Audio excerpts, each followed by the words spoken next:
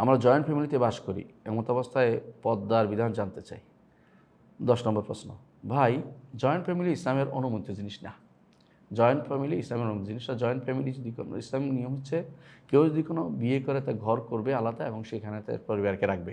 কারণ জয়েন্ট ফ্যামিলিতে সন্তান তার স্ত্রীকে রাখবে বা সবার সাথে দেখা করবে, একসাথে খাবে, হিন্দুয়ানি কায়দা। হিন্দুরা সব বউরা একসাথে আসবে খাবার নিয়ে, জামাইরা একসাথে বসে খাওয়াবে। এই জাতীয় জিনিসগুলি একান্নবর্তী পরিবারের সিস্টেমটা ইসলামে নাই। পিতামাতা তাদেরকে দেখাশোনা করবে, তাদের সাথে কেউ থাকবে, কিন্তু বউকে সবার সাথে একসাথে রাখতে হবে এটা জরুরি না। ঘর করবে আলাদা, ঘর রাখবে, পাশে ঘর দিবে, একটা ঘরে থাকবে, নিজে যাবে, প্রয়োজনে পিতামাতাকে হেল্প করবে, পিতামাতাকে বউরা হেল্প করবে, নিজে হেল্প করবে, সব ঠিক আছে। কিন্তু হামু আল মাউত রাসূলুল্লাহ যেটা বলেছেন, দেবর বা দ্বিতীয় বর যেটাকে বলে নাউজুবিল্লাহ, এরা কোনোদিনই দেখা দিতে পারবে না, ভাবির সাথে দেখা দেওয়া অনুমোদিত না, এটা শরীয়ত অনুমোদন করে না। সুতরাং একান্নবর্তী পরিবার কোনো ইয়া নাই, কোনো বিশেষ কোনো বৈশিষ্ট্য শরীয়তে নাই, বরং এটা হিন্দুদের একটা সিলসিলা চলে আসছে আমাদের দেশে।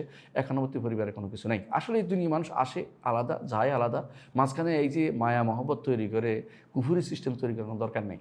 আল্লাহ তাআলা কোরআনে কারীম বলেছেন, ওয়ালাকাদ জিতুমুনা ফুরাদা কামা খালাকনাকুম আউওয়ালা মাররা। প্রথমবার যেভাবে তোমাদেরকে একা একা সৃষ্টি করেছে, দুনিয়াতে আসবেও একা। সুতরাং মাঝখানে জীবনে তোমার শরিয়া বিরুদ্ধ হয়ে কোনো একান্নবর্তী পরিবারের অবস্থান করা যাবে না। আশা করি বিষয়টি বুঝতে পারছেন।